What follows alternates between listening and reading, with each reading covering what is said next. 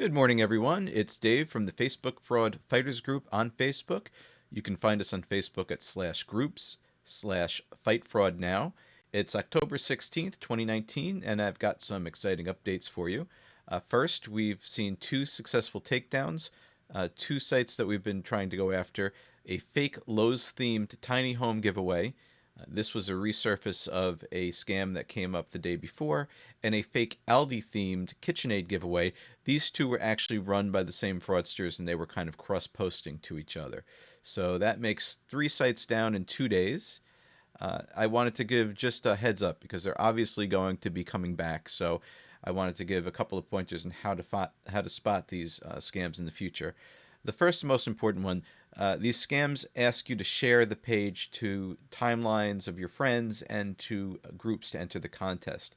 This is actually a violation of Facebook rules for the very reason that fraudsters use this to gather personal information and kind of spread their scam.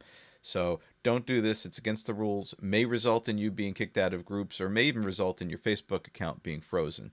And most of all, you're putting your family and friends at risk when you share these scams. So any contest that says that you have to share to a timeline or to a group to enter, that's definitely a scam.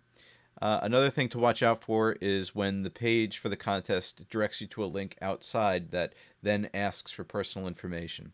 So some scammers are getting money per click. They want you to click so that they get basically the same as like banner ad clicking. And usually it is to a site that's asking for more personal information that you could be scammed with again and again. So the other thing is there's no Facebook safety controls or oversight if you follow that link to an outside source. And that information is just going to get harvested by scammers. They're going to send you more and more fraudulent surveys and contests to enter, and that data will actually be sold to other scammers and could even be used to do phishing attempts to get your credit card, bank information. So don't follow those links. Don't provide personal information outside of those links. So other telltale signs, the urgency to act quickly. These pages are being taken down faster and faster. So there'll be some high value prize like a $50,000 tiny home, but there's only 24 hours to enter. And that rush is because they know that page is going to be closed down shortly. And also look, there's a little window in the lower right of the page that says page transparency. And that tells you when the page is created. And if you see a page was just created days ago, yet they're giving away some huge prize or pretending to be from a large company like Lowe's or Aldi, you know that this isn't true because those entities have existed on Facebook for a lot longer. So what you can do to help, you can report each page and each post on the fraudulent page using the three dots that are in the heading on the top right or right above the post on the top right. You can click the three dots and then choose report a problem, and then you can select fraud. The other thing you can do is politely warn other people in comments. The more people you can warn, the more they'll stop posting to groups, and the quicker we can stem this thing from growing out of control. And the other thing, even though it sounds a little funny, leave an angry face. It sounds silly, but when enough people express anger in a post, people stop and kind of read, and you might stop just a couple of people from giving their information out.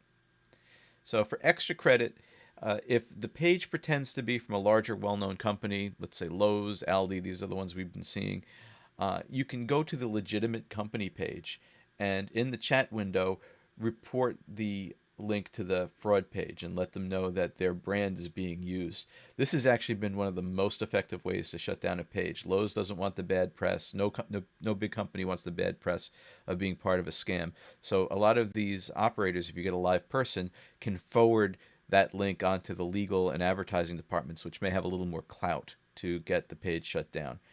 You can also report links that are used in the scam page, such as the scammers are using URL shortening links. So rather than have this large scammy sounding link, they might use bit.ly, tinyurl, or tiny.cc to make the link look really short. And if that does take you to a scam, you can actually look on each of those companies' pages to find out how you could report that link and have it taken down. And if you have a question, you can obviously come to the fraud group and help.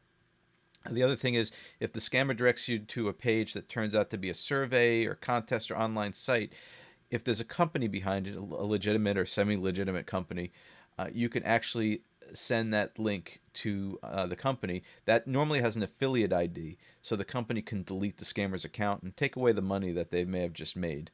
And finally, if the scammer uses their own website or gives an email address, you could report that site to the hosting company. If they have a website that's on GoDaddy, you can report to GoDaddy. If they're using a Yahoo, AOL, Gmail email address and they're using it for fraud, you can report it to the particular hosting company and have them shut it down.